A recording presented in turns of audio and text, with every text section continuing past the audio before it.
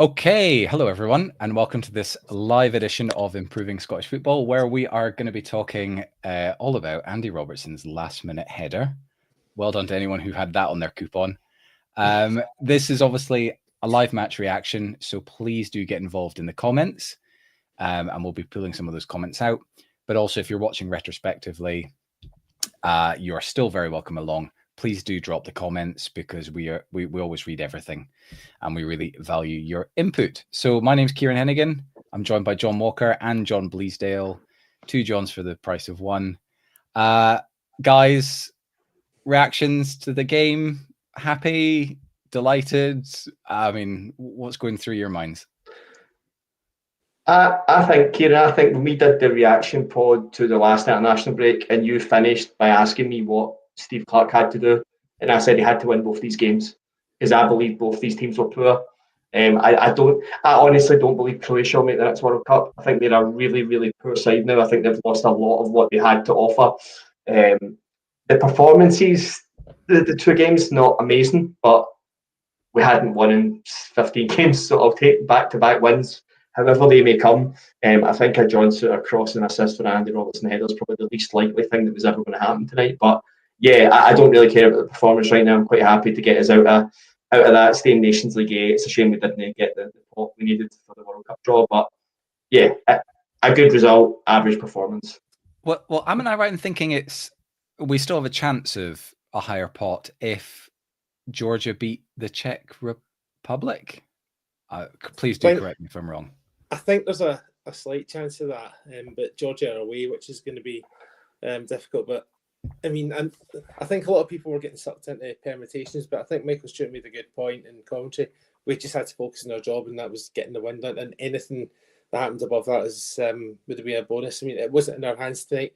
Portugal were playing a second string, and it was just a matter of getting the victory. And the performances. I think that shows where we're at. That people are saying that the performances were like average or we could play better, but we've got 2 wins, and arguably we've played better in other games this campaign, and we haven't got anything. So, we'll take the 2 wins. And I thought we played well in stages tonight. Defensively, it was a wee bit cagey. It was a wee bit too open the game for my liking. But when you score in the 92nd minute, all that just goes out the window. You don't really care.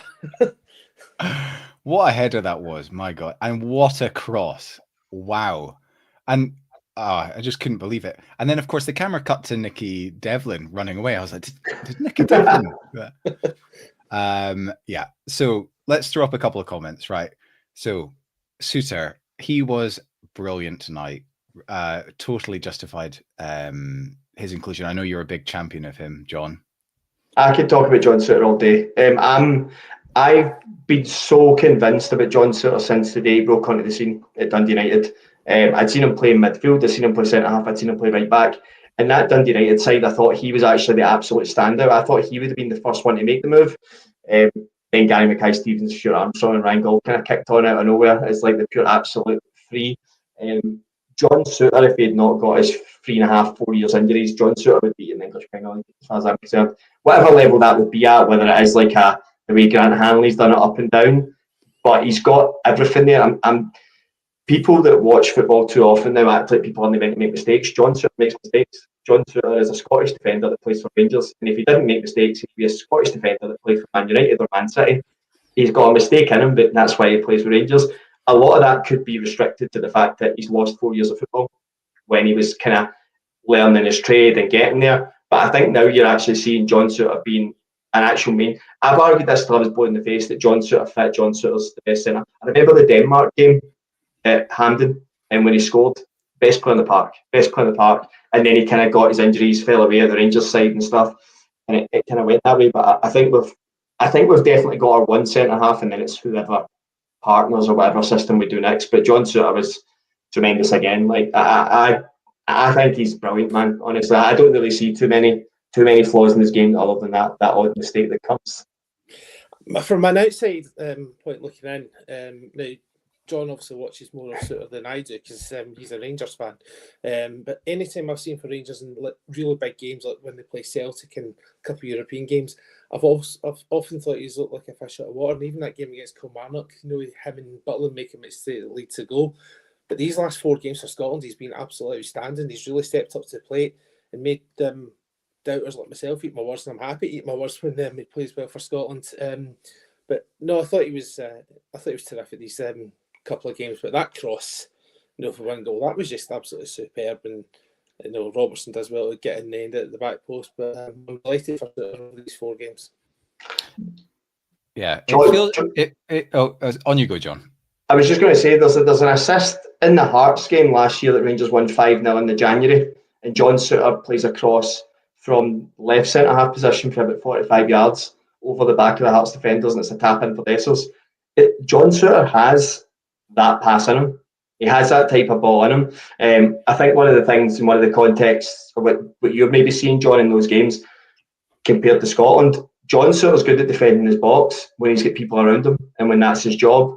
John Souttar struggles a little bit when a team dominates the ball and tries to get a high line, and then he's constantly doing doggies back and forth to his goalkeeper to try and shut off those areas, which is something he's never been used to until he's joined Rangers and got fit at 28 years old, whereas players like Liam Scales at Celtic are used to that because it's all they've kind of known, and they went to Aberdeen to kind of get a bit of grounding in doing that. I think John Souttar's somebody that's had to learn a different style of play at 26, 27, whereas most people have had it from 18, 19. I think that's why John Souttar looks so good at Scotland, is because I remember the Scottish Cup final just before he joined Rangers. They went to extra time, Rangers beat Hearts 2-0. John Souttar was man of the match. John Souttar cleared everything that went anywhere near Hearts box until it went to extra time. I think that's what he's got. I'm just really happy for him, man, because I think there's a lot of people that remember what like there was a reality where John Souttar didn't play football again 3 years ago, similar to Craig Gordon actually. So the two of them performing the way they are is excellent. Yeah. The other talking about a little bit of like eating words and stuff. I was all ready to kind of come on here to pick apart Andy Robertson's kind of performances, certainly in the last couple of games. And I was almost beginning to wonder if like the pressure of also being captain was, kind of weighing on his mind, and he's trying too hard and everything like that. But the bravery he showed to go for that, just stick his head on it and just threw himself at it. I mean, I'm just so thankful and happy to eat all those words. But he everything is forgotten. But everybody stepped up. This is it. I think there's something about playing for Scotland when you are Scottish, where you will just give it that extra effort that you probably don't do for your club. I don't know. There's something special about our nation. I think that's a fair point. I mean, Andy Robertson looked as though he was running empty at one point, and I was thinking, please don't have to bring Greg Taylor. Nothing against Greg Taylor, but he's not as good as Andy Robertson. It's as simple as that. But he's also found that burst of energy,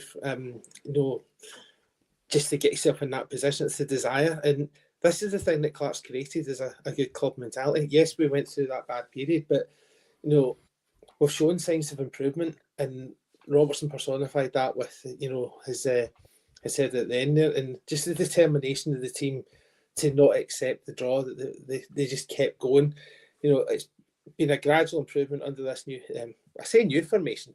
These players play that kind of formation week in, week out for the club, but we haven't played it for Scotland for a while because we've tried to get Tierney and Robertson in the same team. But now that Tierney's out, we've fixed ourselves into this formation, and I think it suits these groups of players better. And Robertson, as I say, come back to him. He put. I don't think it was his best game tonight, but he was determined enough to get that winning goal, which is the main thing. See the thing for me with Andy Robertson, and I think he's drawing the short straw in his whole Scotland career. Andy Ralston, somebody I've been very critical of. See with Ben Doak in front of him, Andy Ralston looks like a good footballer. See when he's not that right wing back and he has an actual right winger in front of him playing as a right back like he does at club. He looks so much more comfortable and the game's so much more beneficial. And Ben Doak actually occupies full backs. It gives Andy Ralston time to get round. It allows him to go inside, make different runs. You put John McGinn, Ryan Christie, Ryan Gold out there. None of those are wingers for Andy Robertson to combine with. Andy Robertson, his whole Scotland career, has had the sum of nothing in front of him to combine with. And that's what he's excellent at Liverpool. The winger receiving the ball and him driving into the space, for the ball getting played through for a first time cross in, or a ball getting laid back to him for a cross in off of a winger. He just doesn't have that for Scotland. So I do feel like a lot like Andy Robertson properly draws the short straw in his Scotland career.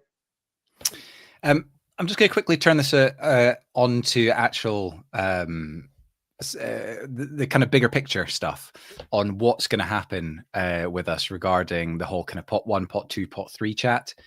Obviously, my main guide for this is Scotland's coefficient. Thank you, Gavin, for everything you do on behalf of everyone. So, this for me is the biggest thing. Nations League, A, B, C, I don't personally overly care. It is all about getting to the World Cup, because I would quite like to, go to America, to Mexico and follow Scotland around. And that's the main thing. So here we go. We will be in pot 3 unless either Czechia or Slovakia don't win at home tomorrow. If either of them draw, we're in pot 2. So I think that would be huge. So Czechia are playing Georgia at home, and Slovakia are playing Estonia at home, which is obviously a lot more unlikely for them to do it. But I mean, Georgia showed in the Euros that they're not a bad side. So it's not out of the question. And to be fair, that's kind of what I was going to say there. I seen John was nodding. So is it a toss-up between Georgia or Czech Republic as to which one would be pot 3? Because if you're telling me either one of them are going to be the pot 2 or pot 3 for us to potentially get, if we are pot 2, get them in pot 3. If we are pot 3, get them in pot 2. I'm kind of going, I don't really know if that's a massive difference. And Andy Barr was reading out the teams that are in pot 2, Norway, Greece. I wasn't sitting going, those are definitely teams we couldn't beat if we were stuck in pot 3. I don't believe it's a huge. I think we could be in pot 2 and get a harder pot 3 team than some of the pot 2 teams if we're in pot 3. I hope I made that clear there. I confused myself a little bit. I think that's a fair point, John. There are some sides in there that we shouldn't be scared of. We've beaten Slovakia and Czech Republic in recent years in the Nations League. I know Czechs beat us in the Euros, but don't think they're a great side. They weren't fantastic in the Euros either. The good thing in terms of that game is that Georgia have a lot to play for, because that's a tight group. That there's only like a couple of points separating all the teams, and Georgia could win and go through, or lose and go into League C. It's that tight in there. But we just had to do our job tonight. As I said at the top, we just had to do our job, was win the game, and we've done that. What happens after that is in the lap of the gods. It would have been nice to have been in pot 1, but yeah. I don't think there's much between the top end of the pot 2 and the bottom. Sorry, the top end of the pot 3 and the bottom of the pot 2. Put it that way. Yeah, guys, please do get involved in the comments. We're going to be pulling some up on the live stream here, but also if you're watching retrospectively, please do get involved. We read all the comments. Please also do like and subscribe to the channel if you're new around here as well. It's hugely appreciated. There's something interesting about Georgia potentially doing us a favor. I think if you're old, probably like the three of us, you have those memories of, was it when Alex McLeish was in charge when we went to Georgia and we lost 2-0? I don't know. We've got some weird history with that, almost as much as we do with Israel. There's certain nations that Scotland have just got this like weird relationship with. So come on, Georgia, for tomorrow. That Scotland and Israel World Series of 2020, where we just kept playing them.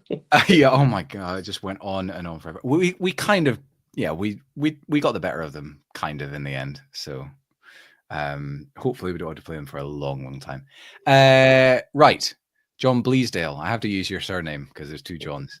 Give us your thoughts on who played really well, or what did you really like about tonight, because there was a lot of like attacking intent. Like we actually did go for it for a change.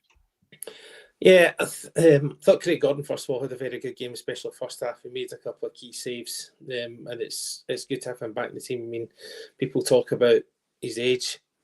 He's still got the ability to. He's still the best goalkeeper we've got, and include Angus Gunn in this conversation.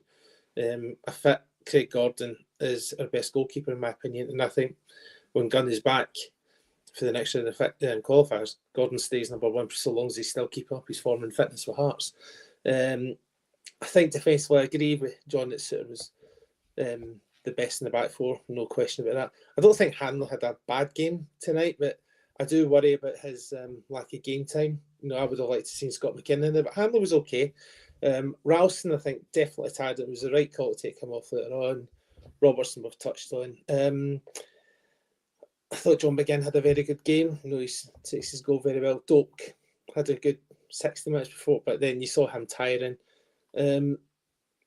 So, yeah, I would say the best players tonight were definitely Souttar and McGinn for me, were the best two. Yeah. Followed by Gordon in the third. John Walker, anyone to add to the mix? No, I would agree with that. I don't think the subs particularly impacted the game in the way that they could have. I think giving Ryan Gold 13 minutes is just a waste of time. Even the couple of terrible touches he had at the end there, and I'm going, like, this is what happens when you give somebody 13 minutes in an international game you're chasing. Ryan Christie coming on as a winger again is just a non-starter for me. I could argue till I'm blue in the face. The guy's not a winger. There's a better coach telling you he's not a winger that's transferred him into a number 6. We needed a number 6, we needed a winger on, we needed Ryan Gold's pace on earlier. So I don't think any of the subs that came on really had any sort of bearing. I was surprised he didn't begin into the 10 and Gold out wide when he did that change. But I would agree. I think John Souttar was amazing. I think John McGinn was all action. I thought McTominay was a bit quiet. Ben Doak definitely did tire. But that's been a bit of a pattern. Ben Doak started a lot of games recently, but it has been 190, 160, 190, 170, 190, 160. That's the way Middlesbrough manage him. So I'm not surprised they didn't play more than an hour, to be fair. Yeah. You say the subs didn't make an impact, John, and I do agree. They didn't make a direct impact in terms of setting up a goal creation, for example. But I thought Stuart Armstrong was very clever when he came on. He was taking players on. He won that corner towards the end that ended up leading to the move that ended up being the one goal, and he carries the ball forward. It wastes a bit of time and gets us to the closer to the final whistle. So I thought he did well when he came on, but I do take your point. Impact wise, it wasn't fantastic. Yeah, and I think Stuart Armstrong, man. Barring games against England, Stuart Armstrong's never let Scotland down. So you're not allowed to bring that up. Naughty. That is banned on this channel. So that first goal though, the pass through from Billy Gilmore. Oh, so good. The cutback from Doak and the finish from McGinn. That is pure liquid football. That is what we're here for. That is the sort of stuff we need to see. Guys, answer me this. Why are we so inconsistent, right? Because like tonight we were so... I mean, it was just a great game of football, right? It was end to end. I mean, equally that game could have been like 3-3, 4-4, to be honest. Like there were so many chances. Like the first half was crazy. Like why do we sometimes have these thrilling, exciting games where we're just happy to go for it? Is it just because that's what the stakes are and that's what it requires? And then why are some games just, pretty drab? Like the last game against Croatia, we were playing against 10 men. That helped us, but even then it was like quite slow and ponderous. What is with the inconsistency? I think in terms of Friday night, the send-off helps us, but Croatia, you've seen this very often. Teams, when they've got 10 men, they put the two banks of 4 and it's breaking down. And Croatia are a very fit team. They broke very well on us. And I just think we didn't know how to play 10 men for a while, but we did enough to get over the line. I think, we just about deserved the win on Friday night. Tonight, we had to go for it. I think the reason why we're inconsistent, to be honest, is because we're not Spain, we're not Germany, we're not the A level. I know we're a League A team, but we're not the top level team. We're not an elite level side. We need more of these players. You've got to remember, we're playing our third choice right back just now because our first two are injured. That doesn't help you. You're playing the guy at centre back who's only had 20 odd minutes of football since the opening day of the season for his club. It's without Kieran Tierney, and that's another question. What happens to formation when he comes back? Personally, I think he either goes left centre back or it's between him and Robertson for left back. But I think that's what we've just got to remember. Yes, you want to play 5-star football and win all these games 5 and 6-0, but international football doesn't always work like that. And we're playing some good teams now. We're playing some really good teams now, and I think we just need to remember that. John, have you got an answer? Have you got an answer for us? No, I think John's actually hit most of it on the head. I think starting one of the questions he raised there, I think we spoke about this before. Kieran Tierney, left centre back in the back four, is a no-brainer for me. Kieran Tierney's the best defender. He's good in the air. He's strong. He's quick. He's comfortable defending 1v1. He's comfortable defending in a low block. Kieran Tierney starts at left centre back. You do not change that formation. You put him in place of Hanley. And if you get Hickey or Patterson back to playing football at regular Premier League level, you've actually got a really good back four. A really good ball playing back four as well if you're playing against those teams. And when we talk about we maybe don't know how to play against 10 men, we maybe don't know how to break teams down. I think when you get those players playing and those two defenders and John Souttar and Kieran Tierney who are comfortable defending high lines, you can attack teams more and throw more people into the box when you're chucking balls into the box. I think I agree. We just don't have the depth, the numbers available to us. I think that has grown though, because if you're telling me Lennon Miller's probably going to move to Serie A, seems to be the way the team that's sounded out Atlanta, move to Serie A at some point next summer. If he goes to that level, Aaron Hickey comes back, Nathan Patterson gets playing, Lewis Ferguson gets fit, you've still got John McGinn, Scott McTominay, Billy Gilmore to play in midfield, Ryan Christie's a 6 club level, you get Bendo more games in the Championship, you get Tommy Conway more games in the Championship, you start to get players at a really good level. If Lauren Shanklin can find goal scoring form, Lyndon Knights get back into the Hibernian side, Shea Adams scores in Serie A, you start to then go, shit, we've got to choose 3 of these 4 strikers who are all playing regularly and scoring goals.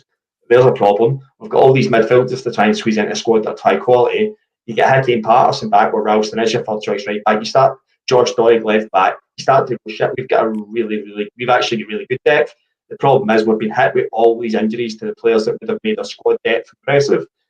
And we're left with not really much. I think there was a good question brought up here about Craig Gordon as one of them. Like it is a little concerning that Craig Gordon is the absolute standout. Angus Gunn seems to have regressed a little bit and seems to have taken a bit of a shock from the Euros performances, and that's maybe understandable. But Craig Gordon is probably defying his age already. At some point, he is going to age, and he might make it to the World Cup. He might make it 2 years and get to the World Cup, but I would highly think that's unlikely. Which then goes to, is it Slicker? Is that who it is? Do we need to start bedding him in? I do actually think Scotland. I mean, if you are injury free, I think Scotland's depth comes into it, and then I do think you start to see good performances again that you see in Norway. One of the things I do think with Scotland in these 2 games have probably backed it up a little bit. I think when you remove the permutations from Scotland and just say, right, there's no more risk, you have to win or we're fucked, Scotland tend to be better. Norway dug shite for 86 minutes. We need to get a goal. Hold on. Hungary in the Euros. I'll call you out on that. We needed to win that, and we were shit in that game as well. But we didn't have to win it at any point, though. We weren't losing. See, if we'd lost a goal earlier, we would have went for that game and got a goal.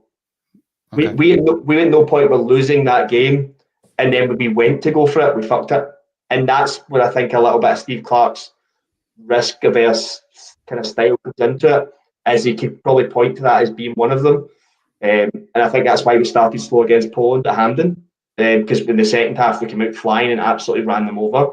I think when we went a goal down to Croatia, we started to play better. I think when we went 2-1 again in Croatia, we started to play better. I think in Poland, when we went back to 1-1, we started to play a little bit and then they got control of the game. I think there's just little bits of Scotland whereby when you remove the risk and we need to go for it, we seem to get goals and squeeze things out. The Norway is the prime example. I never seen that coming. I watched that game, we were terrible. And then out of nowhere, we just got, the last 8 minutes, we just got real control of the game and created a couple of chances and scored. I think it's that kind of fearlessness when you remove that. And I don't know how you bottle it and I don't know how you do it from 0 minutes, but if there's a way to do it, that run we had when we beat Spain, when we were beating Cyprus, going away to Cyprus and just dismissing them in the first half, when we were all kind of going, this might be the dodgy game. If we can get that confidence in the squad depth back and all the players available, I think you'll start to see Scotland kind of take over again. It's never going to be the football I want it to be. I just need to accept that. That's not Steve Clarke's nature. That's fine. As long as we're winning games and make tournaments, I can't complain. It's never going to be as John said, the free-flowing football I want. I just accept that's not going to be the case. Listen, tonight you've got a last-minute Andy Robertson bullet header from a John Souttar cross. Like that is the pinnacle of Scotland. It's not. That's probably the best it's ever going to be. I mean, a centre back crossing a winning goal for a left back to me probably is cult football. Like that's. Right. Okay. I want to bring up this comment from Owen, aka the young team, partly because of all the great work you do, Owen. Like with Gavin from Scotland's Coefficient. Hugely appreciated. All the stuff you do and all the stuff you put out. So, thank you. Right. Let's put. That's not the right comment. Here we go. So, given what Doak has added for us, pace, dribbling, and just being fearless, love the guy. What would you do if we're sticking to that 4-3-3 formation if he's unavailable? Is there a backup, an alternative approach? Because we saw it tonight with Christie coming on. It's not a like for like replacement. What are your guys' thoughts on that? Well, we need someone else to come through. It was brought up in a podcast I'm on, SFF, that the JD Performance School is good at producing a whole load of good midfielders, but within that, you need someone to teach guys to be a striker, how to be a defender, how to be a goalkeeper, and probably need a couple of wingers coming through as well.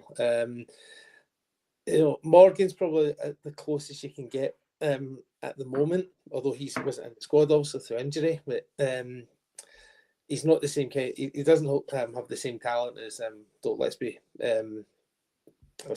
brutal honest about that. But I mean, we've played Gold in a wide position, and whilst it's not his natural position, as Stalker John there will lead to. But he can play in a wide position, and he is good at taking players on. So that's probably the close we've got. But yeah, if Doak was to come out this, I mean, they're in the position already. If Doak was to come out of the team through injury or whatever, it's a struggle. Then you go back to the fact. I tell you something: if Ben Doak's fit and Kieran Tierney comes back in, we cannot play this. Go back to the back five. No. I fear if Doak was injured, then we would go back to five for that reason. Yeah, for me, I watched the two under-19s games, and I know Neil McFarlane was playing a kind of 3-4-2-1, so his wide players were kind of coming in and out as tens. The boy that's at Hibs, Molotkanov, I don't know if I'm butchering that name, Molotkanov, and the boy that played the second game, the Leeds United boy, Sam Chambers. I was really impressed with them two, with the ball at their feet, driving at people. Like, they're 17 and 18. I know that's not going to solve the problem now, but they looked like kind of Ben Doak-esque dribblers of the ball. Not the same pace, by the way, nowhere near the same pace. But it was nice to see that there maybe is a slight move away from having so many of these technical gifted centre midfielders that are good at popping the ball off and collecting the ball off centre halves and playing the ball 10 yards. That these two boys were on the half turn all the time driving at people. And that's the kind of fearlessness we need to see. I think the biggest problem we've got in Scottish football, and it's why I'm probably so critical of Scottish football, is England are getting so far ahead of us, because if you look at League One in England and look at what Birmingham doing with Chris Davies, who was Brendan Rodgers' assistant, they're playing your kind of possession-based football. They're getting their wingers the ball 12, 13 times a game. In Scotland, if Molotkanov is coming on for Hibs, you're lucky one if he's getting 5 minutes. You're lucky one if he's getting a dribble at a full-back. And because the way Scottish football kind of is played, this kind of second ball, physical style of football, your wee wingers can get completely lost. But what they do not get is repetitions of driving at full-backs, creating chances. And that's what I kind of looked at with Ben Doak tonight and on Thingy. His output for what he got the ball was excellent, but then I'm getting greedy and going, see if we had a real style of play, like a proper style of play that suited people like Ben Doak, he would get the ball 9 times instead of 4, and if he had the same dribble success rate, he'd beat his full-back 6 times instead of 3, and then you're increasing the chances of scoring consistently. Dembele, I don't know, is the boy, I've seen somebody say that, is Dembele made his decision on who he's playing with? I'm not sure. How old is Dembele now? Is he not like 19 or 20 now? Yeah. Oh, really? Is he still that young? Is he- It is he feels getting like regular we've been game time talking at about him for QPR? 15 years. Yeah. Is he getting regular game time at QPR? I mean, I know he had a couple of games at the start of the season, but QPR aren't doing very well, which also doesn't help. So he can't be doing great things. I mean, otherwise they heard more about him. But I know there was talk about Harvey Barnes. Could we persuade him? I mean, I know he's played for England and non-competitive. I don't like that, to be perfectly honest, but I think he's non-committal because there's still hope for him for England. So I think we can forget that. Harvey Barnes is never getting England caught up. He's behind Andy Gordon, who's already behind 3 people if they're all available. Harvey Barnes, I totally forgot about him there. Harvey Barnes is the one that I would keep chapping on now and going, look, what do you want to do? Like, do you want a chance? Man. I love Harvey Barnes. Wow. Do you want a chance at a World Cup? Like, what's Harvey Barnes? Must be what, 24, 25 now? I think he's older. This is the problem. I think like the Euros was probably his sweet spot to come in. He's probably like, well, I'll check. I don't think he's 27. He would be. See if you could get him on the left side, because I do think that said about Andy Robertson. I think that's a big miss, is Andy Robertson not having a wide man to combine with. I think that would change the whole dynamic of our squad with this back four. If you put a natural wide man in front of Andy Robertson and gave him somebody to combine with, you would see all this criticism Andy Robertson would go away, because you would start to see the Andy Robertson that plays with Liverpool and not the Andy Robertson that's had to do a back 5 defensive shift for Scotland and get up and down all the time. I just think don't want to go back into that, but he's just drawn a short straw for Scotland. Yeah. There's a guy there that's just put in AJSC Tech, just put in, we're missing a top 5 league striker right now. Need him poaching English born talent. Well, we do have someone that's on the books of an English team that's banging in goals at youth level. That's that Rory Wilson, who, John, you probably know from his time at Rangers. His stats are like frightening, scoring a goal every game, but this is under 21, under 18 level and stuff, but we need him to be playing. He's 18 now. He needs to be getting out and getting game time, whether it's an English Championship or somewhere else. I know there's a contract dispute, but it needs to be sorted out quickly, because otherwise he's going to end up risking stagnating and falling by the wayside.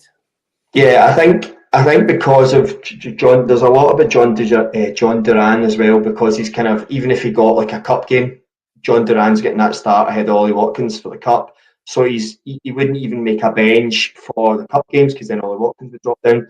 I do think if he signs a new deal with Villa, he needs to go out on loan in January. There's no point in him playing the youth leagues again. He's banging in goals for Aston Villa at a ridiculous rate. He banged in goals at a ridiculous rate for Rangers in the leagues he was in. He needs to go and play, even if it's like a League One side in England, he needs to go and play men's football and get a bit more about him and see if he can score goals at that level, because he is the one. He was the one that Rangers were very keen to try and hold on to. I like Ryan O'Neill. I know he scored for Sheffield United. I really like him. I think what I like about Lyndon Dykes, what I like about Tommy Conway, what I like about Shea Adams, I think Ryan O'Neill has little bits of all of them. What I've seen at the under-19s, because the 210s came so narrow and a lot of balls were in the channel, he's so willing to do that, as well as being the kind of modern striker that's very good playing centrally. He's very good in around the box. I actually don't really see a weakness in Ryan O'Neill, and he would be one that I'd be, see if Lawrence Shankland continues this kind of weird, rapid decline, he would maybe be one I wouldn't mind seeing just like punted up as the third choice striker to see what he's like, because we did that punt with Ben Doak, and although Ben Doak's playing regularly, Ryan O'Neill's playing at the same level, he scored a goal at the same level. I think Ryan O'Neill could be like the number 9 that kind of comes in and reaches that level, because Sheffield United got a very good chance of getting promoted this year, and you've kind of got your top 5 league striker. Yeah, and he did score recently against I think it was Bristol City, coming off the bench. So Sheffield United clearly see something in him, that they're putting him on the bench and then putting him on a game which I think they were behind in at the time when they brought him on. So yeah, I almost forgot about Ryan O'Neill, I must confess. So hopefully he can continue his development, and then we've got the extra option, because we need more coming through, because Shankland just doesn't look as though it's going to happen for him. His confidence is way down. The next best option after that is Kevin Nisbet, who is injury prone. I like him at Aberdeen, but he is injury prone, and he's with us for a reason. But so good luck to the Wilsons and the Onis, that they can maybe push further up. I mean, just to throw like what I think is the clear solution right now is still Tommy Conway. I love Tommy Conway. I think he's full of enthusiasm. You just need to play to his strengths. And he was thrown in against Croatia, and he had such a difficult job. You know, he's basically being asked to play as Lyndon Dykes, and that's not his game. Like you cannot expect these guys to play in such a style that's so out of their system. So you've got to find a way of playing to their strengths. He's 22, you know, doing well at Middlesbrough. He could definitely progress and develop. I can see him being our kind of main striker until these new guys come in. But it's almost as if like Steve Clarke, he throws him in a couple of games. It's probably not this, right? But it just feels this way to me, where it's like where he throws him in just to almost like prove like, oh, see, it's not working. Like I've tried what all you guys are suggesting. I'm back to my kind of like tried and trusted guys. And like, it just feels such a shame to like not give Tommy Conway the start and make him have a really difficult shift up against Croatia. And then he doesn't even get a look in this game. And he's almost, it's almost as if he's like the fall guy for it. Am I being unfair? I was surprised that Shankland was put on tonight. I wasn't surprised Dykes started. Now, Dykes has done a good job for Scotland over the years, and I don't think that can be called into question. And we did miss him in the Euros for the style that we play. However, since then, he's went to Birmingham, hardly kicked a ball. So we need to start looking at alternative options. And when Shea Adams is injured, you have to consider Conway. I thought he did okay considering. I don't think he set the head on fire, but I don't think there was enough to be overly critical of him. I think he's worth persevering with. I was surprised he wasn't drawn. You know, I was amazed that Shankland got on, to be perfectly honest with you, because Shankland's, you know, his form, he's just nosedived. This season with Hearts has been absolutely terrible. He's lucky to be in the squad, to be honest with you. And I don't think he did much when he came on tonight either. And could Conway have done more? We don't know. I'd like to persevere with him over time, but listen, we got the win, but it wasn't a striker that scored the win goal. It was a left back. We just have to discuss this comment. The thing I love about the Scotland team is lads called Tommy, Tony, Billy, Andy, all working class names. We just need a Jimmy for sure in there somewhere. Well, I do agree with the Tommy Conway stuff. I think Lyndon Dykes, whether it's his agent, whether it was him, made a terrible decision going to a football team that require technical ability and possession based and creating chances, because he was never going to play, and then they signed Jay Stansfield. So whoever recommended that Lyndon Dykes move to Birmingham, whether it was him or her agent that wanted to move, it was a terrible decision, and it's going to prove to be potentially international career problematic, because he's not going to play for Birmingham unless it's injuries. Well, no, he will play. He will play because he is Steve Clarke's trusted servant. No, he might for a bit, but what will become more apparent is what we're seeing now is that he's turning up and not, because unlike Grant Hanley, who can get away with being defensive and physical and heading the ball away with that big boulder dome that he has, Lyndon Dykes needs to be match sharp to take chances, to run himself into the ground. He needs to be match fit to do that. If he isn't match fit, he can't do it for us, and then therefore he's going to actually not perform. Grant Hanley was kind of good tonight, so I don't really have anything to say on that. But Grant Hanley can get away with not being match sharp, because all he has to do is pass it 10 yards to Andy Robertson, 10 yards to John Souttar, and head the ball away when he needs to, and then he hopefully doesn't get fouled out when he's 1v1. That's kind of it. But Lyndon Dykes is our target man. Needs to be able to hold the ball up, lay it off, get back in the box. You cannot do that if you're not getting minutes at club level.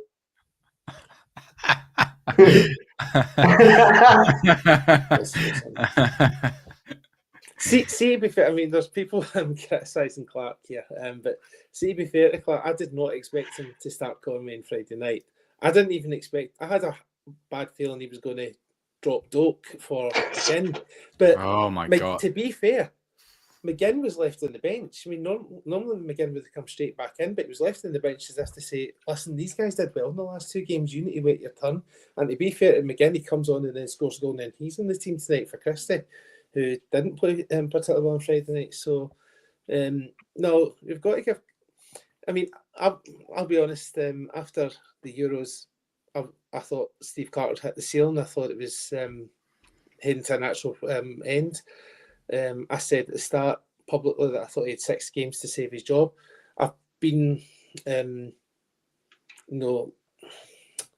what's the words I'm looking for here? I've been less judgmental on that because there's been mitigating circumstances and I'm seeing the gradual improvements, but I don't think there's any doubt that he deserves to carry on to the end of his contract. Now, I think he'll be there to the end of his contract regardless. I don't think, even if we qualify, I think he just goes in the high of qualifying for the World Cup. But you've got to give him credit for turning things around because we are progressively looking better game by game. And even though people are saying that we didn't play well Friday or tonight, we'll get 2 victories. And, that comes from the belief that he's putting the team again. And some of his substitutions have been better as well. A couple. Yeah, I totally respect that opinion, John. Absolutely. I think John Walker and I have probably had kind of other kind of conversations where I think we're probably more in the, it would be nice for a bit of a change and something slightly more progressive. I 100%, you've got to be thankful for everything he's done. And there was a long period of my adult life I never thought I would see Scotland at a major tournament. And I'm so thankful to have that for 2 tournaments. But it's also healthy to change things up and I would like to see things I mean, if the right guy's there, yes. Yeah. Well, this is it. And it comes down to do the SFA actually know who they want to appoint and what sort of style of play we want to implement. And obviously, I think we all know the answer to that. Okay. Right. I think we're coming to the end. I just want to loop very quickly back to a very interesting point about Craig Gordon and the kind of goalkeeper succession, because that is super important. It is possibly the most important player in the team. Kieran Slicker is an interesting one because he was obviously playing for the under-21s. He's now gone to Ipswich. He's the reserve keeper at Ipswich, right? He's the number 2. Why? Yep. He needs to go and find some game time, right? Even if it's dropping down to the Championship or something. Do you guys have any intel on how good he actually is, or whether he could potentially challenge the Ipswich number 1? Or do you think or does he need to go out and find some game time? All I've seen is that he's played for under-21s, but I can't say I watched the under-21s religiously enough to judge him on how good a goalkeeper he could be.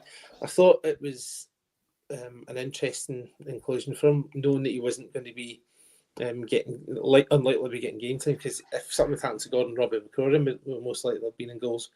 But I don't want him to do what McCrory ended up doing. Robbie McCrory stayed on far too late at Rangers. He kept signing on extended contracts, but it was never looking likely. I think he had a couple of games towards the end of the 21-22 season, or 22-23.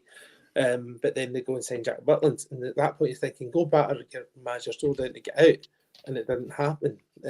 He just seemed too content, and he looks as though, all right, he's getting games now, but he's not at the rate that we thought he could become if he'd got first team football a lot earlier. For 3 years he just wasted himself on the Rangers bench, and you just don't want that to happen to Slicker. I think in January he's got to say, let me go out for 6 months. I'm now part of the senior Scotland squad. I'm ready for that step up. Let me get some game time and see where it takes him, because it's no use being the bench, because after Gordon and Gunn, the gap is really massive. You've got McCrory, who is a decent Scottish Premiership keeper, not much more than that right now. You've got John McCracken, who's been making a few errors for Dundee. Xander Clark's not getting a game. Liam Kelly's taking out the Robbie McCrory role at Rangers. You don't really have anyone after that, and it's it's alarming. But again, go back to JD Performance School. Maybe get some goalkeepers through that academy. I think there are a few goalkeepers that are like English Premier League and English Championship reserve goalies that are in under-19s and stuff like that. So I think that's probably coming, and they'll be in our under-19s. Yes, yeah. Oh, and great. And they'll be armed with the tools that I'm sure modern football goalkeepers need, that they probably wouldn't need at Scotland at the moment. But I think, yeah, that's the one thing I've always kind of championed with Steve Clarke, is that he does kind of use it. People pull out, he brings somebody for the under-21s or the underage groups to get them experience, because that is how you do it. That is what you should do, to have a succession plan. So, yeah, I think Slicker needs to try and figure out how he plays first team football, but it's good that he's been involved in a squad now. And even like training with somebody like Craig Gordon, like I cannot believe that guy's back. I don't want to just keep going on about this, but he's back and he's as good as he was like 5 years ago at Celtic's unbeaten season. It's bizarre to see a goalie kind of go through that injury and then almost pick up form and get, because let's face it, like at the end of that Finland game, there was nobody that wanted Craig Gordon anywhere near international football ever again. Yeah, I know. Well, he has been a servant for us, and broadly speaking, he has done very, very well for us. I think the other major thing that we could look at doing is just bringing David Marshall and McGregor back as well, and just have that, have that trio just rotating around again, just until they're 50, 60 years old. See how long they can go. I don't know. So, listen, guys, any last thoughts on the match or anything else you want to say before we kind of wrap up?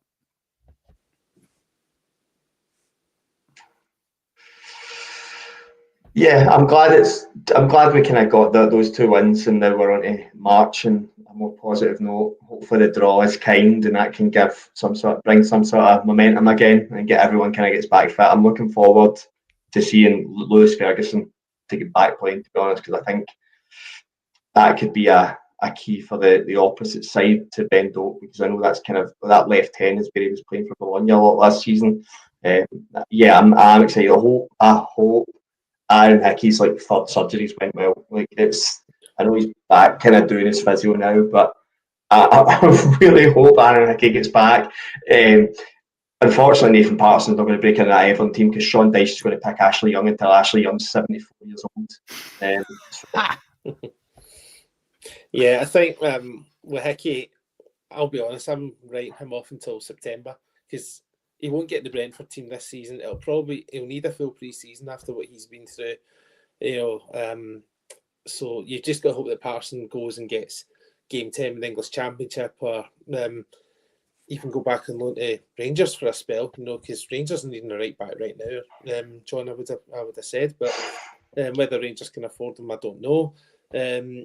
But no, it was important to give ourselves a chance to stay in the League A. I know we've still got a playoff, and some of the teams that have finished second in League B are pretty decent teams, like Greece, for example. They were good enough to beat England. You would rather not have them like that. But we've given ourselves an opportunity to keep ourselves in, and it gives us an exciting game potential to look forward to in March. But just glad we ended with 2 wins. Yep. Yeah, and we got to keep the positives. I mean, like, we're not going to win a World Cup. We're not going to win a Euros. Seeing a last-minute Robertson bullet header into the top bin from a John Souttar cross, I mean, it doesn't get much better than that, being a Scotland fan. Come on. That was... I don't know about you. I was running around the house jumping for joy. Come on. Oh, what a moment. Yeah, I've got my couple of kids upstairs sleeping, so I was cheering silently almost. So do I. I don't give a shit. Yeah, my wife's texting saying you're funny because I was trying to keep the noise in, but of course I was jumping up and down. I heard the elephants. Come on, this is what it is to be a Scotland fan, right? We have so many lows, but that's what makes like highs like tonight worthwhile. So thank you, Andy Robertson. Thank you, John Souttar. Thank you for the entire team. Well done, boys. Like, you did put in a shift tonight. There was lots of attacking intent. So, fair play. And maybe we haven't got the results that we've maybe, deserved over the course of the whole kind of Nations League campaign. But I think, these last couple of games, we've probably kind of earned a little bit of luck back. So, boys, thank you so much, John and John. Really appreciate it. Everyone who's tuned in tonight, thank you so much. And for dropping the comments and everything, please like and subscribe and all that good stuff. But it is time to say goodbye. So thanks, everyone, and enjoy your evening.